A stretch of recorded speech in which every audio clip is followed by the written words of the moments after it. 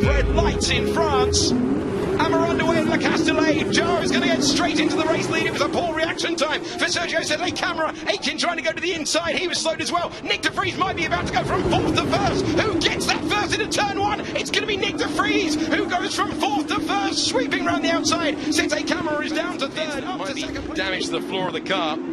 So here we go then. A poor getaway for Raghunathan at the back.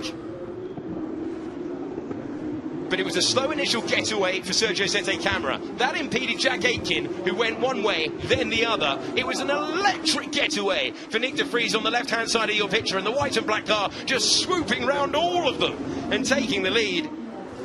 Super stuff from him on board with Aitken. Look, thinking about going between the two of them, thinks better of it, and that is what cost him. He is up to second place in the feature race. But he's just checking, really cautious.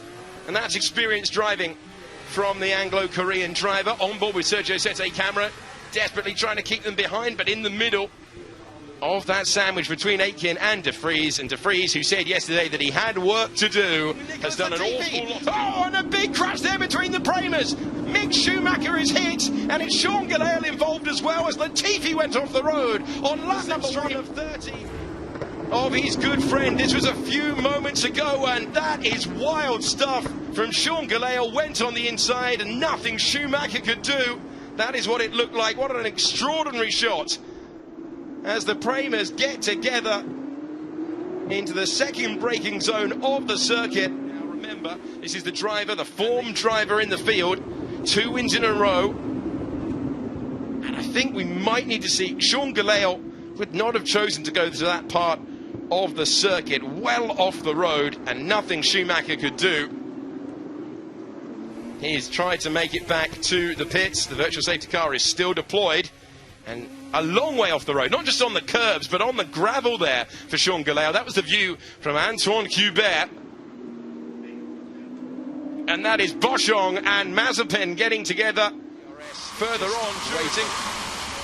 Okay, we can go down to Rosanna once again, who is in the pit lane. It's quite weird. It's very quiet down here. In Baku, for example, much easier than this final tight corner. And there we go. The foot goes down, but there's not much of a gap between the cars. That's what I was talking about.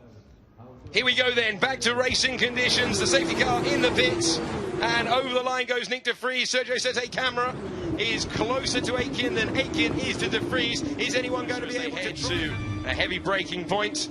This is Luca Ghiotto putting the pressure on. Can he go around the outside? Brave. He's going to risk it. Not in the end, he's not. He has to scamper over the corner. Race control won't like it, but he will continue to keep his foot in, feather the throttle, and then just slot in behind. The cars coming in and making their stop, they're going to be travelling faster on their fresh set of tyres compared to Nick de Vries on his old set right now. So you're racing against that virtual gap in a way. Here comes Luca Ghiotto into seeing corner and taking the position away from Louis Delatraz. So that's up to 5th position. He got this was the move. Impressive stuff into turn 10. Yeah, it's looking nicely poised, that car, I must say. It's got a good balance and it's got the grip where he wants it. Obviously making advantage of those harder tyres. Things might have cost Nick de Vries. With DRS though, he's closing in on Jack Aitken, who knows that this could be for the feature race win. And he will take the inside line. De Vries trying to roll around the outside, and de Vries will get there. Can he slow it down? Yes, he can. And that could be Formula 2. This was initially out of the pits.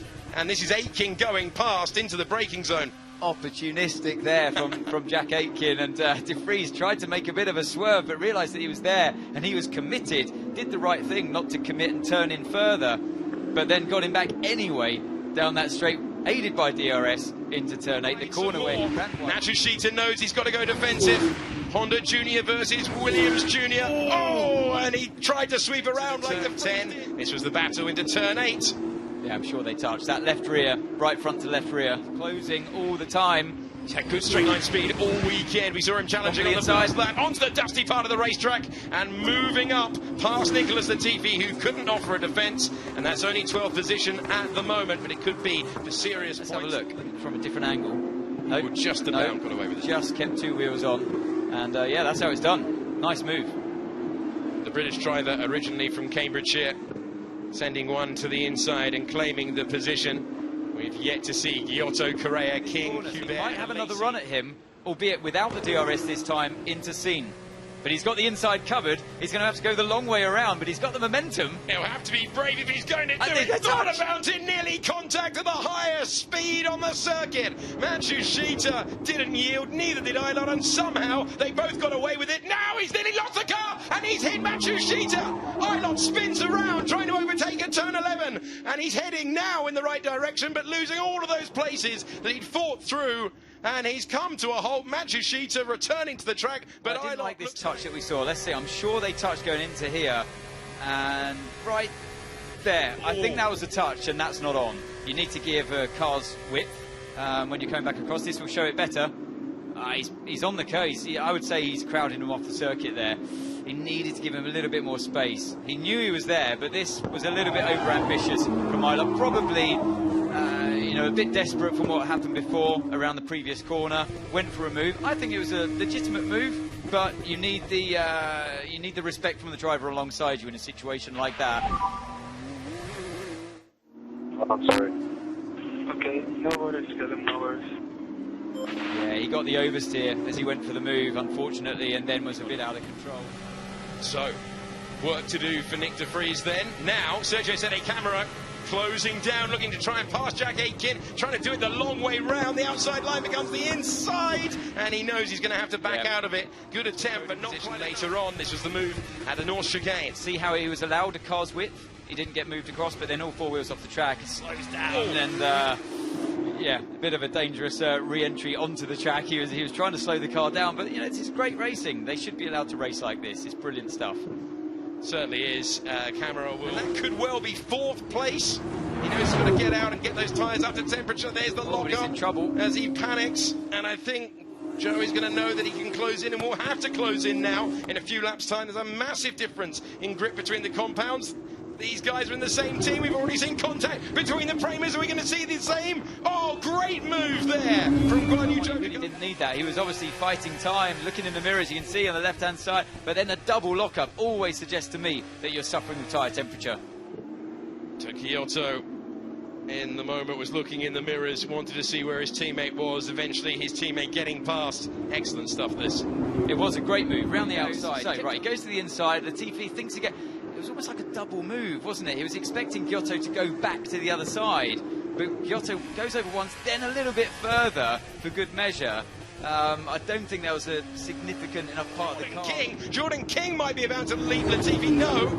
So Latifi gets past, but Jordan King, remember, started 16th, currently running in 6th, and a car potentially with a problem behind in Luca Giotto, who is struggling with the steering of his car. Both of these were alternate runners side by side down into the corner, and Giotto's got the position. King down to 7th. Closing in. This is Luca Giotto taking Jordan King. Both of them running the alternate strategy.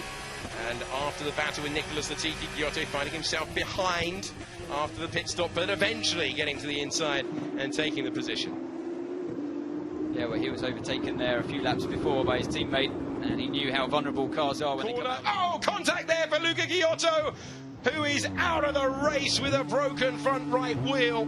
And Giotto struggling to turn. Well, he won't turn any further. And this was the contact. Correa against Giotto.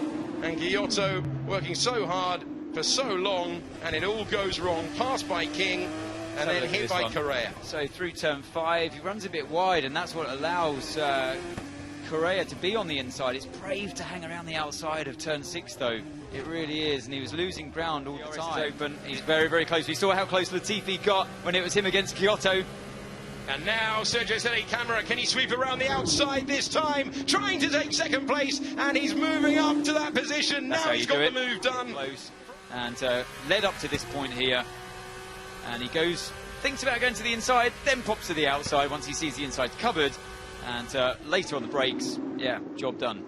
And that was what you were suggesting that Latifi should have done originally a few laps ago. So this was Matsushita trying to get past and doing what Latifi did, clobbering the boards like it's a PlayStation game, but not taking the position of Correa. There's the lockup, and Hubert getting a present at his home race with the chance, with the move, and with reverse grid pole tomorrow.